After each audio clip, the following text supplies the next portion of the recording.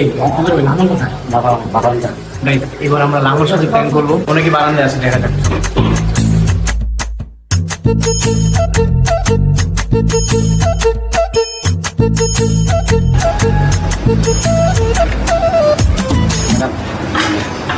তোমার সেই কমন আছে তো কেমন আছো?